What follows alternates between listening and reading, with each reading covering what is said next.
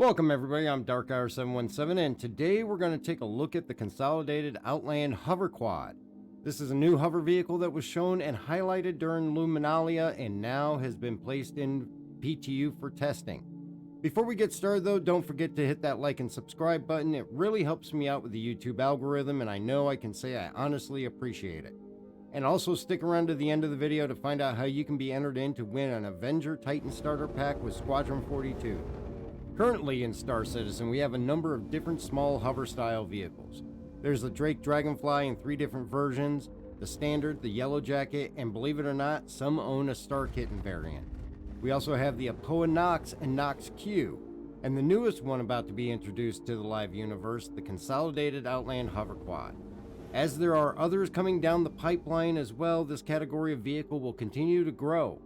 Today though, we're going to be discussing the Hoverquad specifically.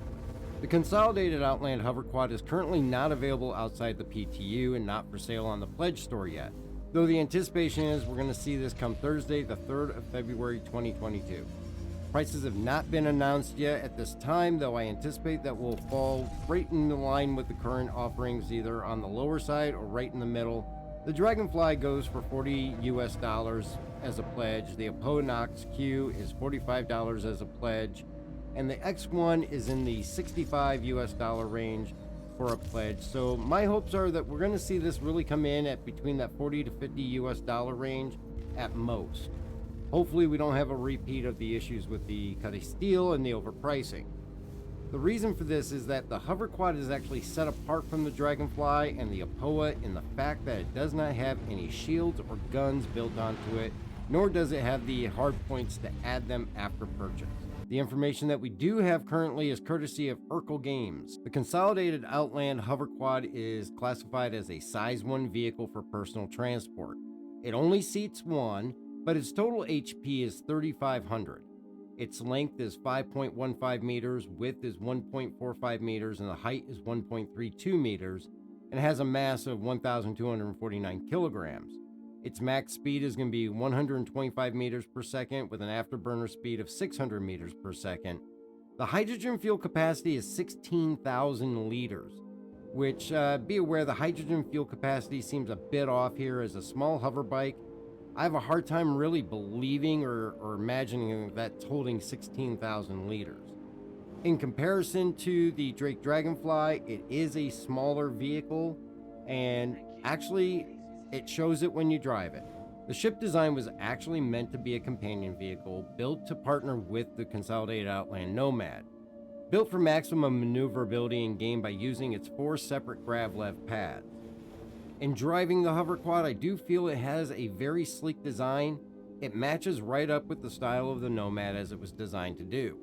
At first glance, its angular appearance is actually very appealing and actually very impressive.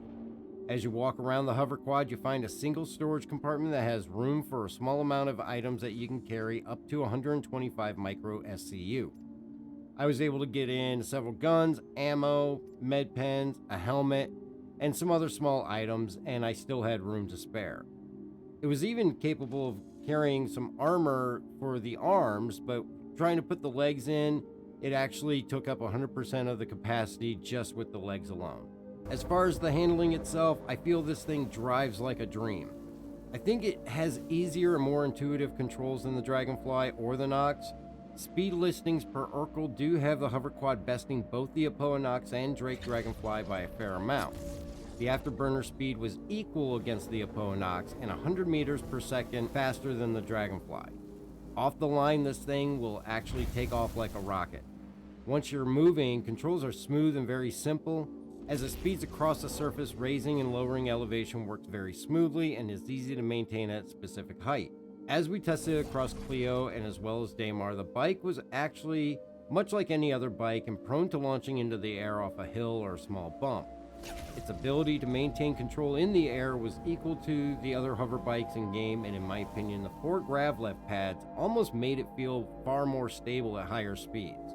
With the ability to still lean into turns, at no point did it really feel as though it was going to be too far leaning over. The other benefit is with the 4 grav-lev pads, you actually can go into the power management and shut off specific thrusters if you're having an issue. A couple items of note that was a concern to watch out for, and more so with all hover bikes, but in general, coming off of a jump or a high launch approaching a chasm or ravine, in this situation it's very important to make sure to slow or cut your throttle heavily to land on the flat surface, as it is easy to nose first into the vertical wall or angled surface and hit hard enough to damage or destroy the quad. The second item to be aware of is its speed off the line.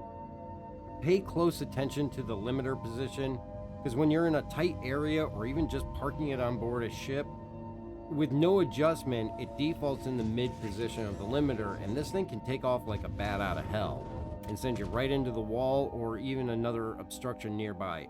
Overall, I do admit I really like the Hoverquad. With its general ease of use and simple controls, I feel this will be a great addition to this category of small vehicles. Though I will admit the lack of any shields and the lack of weapons is a bit disappointing, as all the other hover bikes currently in-game do consist of both these components. The Hoverquad itself actually has 1500 more HP than the Dragonfly, and more than double the HP of the Apoa Nox, or even the Nox Q, so this will make up for some of the fact that it has no shields. And in driving it, the Hoverquad definitely proved it can take a beating from several nosedives into a cliff face or hits against some very large rocks. Just not a full speed run into the side of a station. I can see this being very useful in something like the bike division in the Daymar Rally. With its higher speed and smoother controls, I have a feeling we're going to see this beat out some record times set in previous races. This one will definitely be a vehicle that I'm going to want to throw into my fleet, but if you don't use hover bikes often, it's definitely going to be a much better investment to get it in-game once it becomes available. I hope you enjoyed the rundown of this new vehicle coming to the Verse. Don't forget to hit the like and subscribe button. Also head over to Twitch and give a follow over there, and catch the stream every Wednesday and Sunday night at 7 p.m. Eastern Time, and our weekly podcast every Saturday at 8:30 p.m. State of the Verse, where we're going to go over all the latest info in the Star Citizen universe. Make sure to get your entries in for our monthly giveaway for February. We're going to be giving away an Avenger Titan starter pack with Squadron 42, courtesy of Mandalorian from Amarok's Fang Ord. Thank you very much for donating that. Enter by subscribing and commenting on any video here on YouTube, or head over to Twitch and give a follow there. Each one of those is going to get you an entry with a maximum of 2 per person. The starter pack will be awarded on March 1st of 2022. Also, if you'd like to support the org, check out the Patreon merch store or hit the join button here on YouTube and get a membership for as low as 99 cents per month. I do want to thank all of you for checking out the video and all the support. I greatly appreciate it, and we will catch you next time.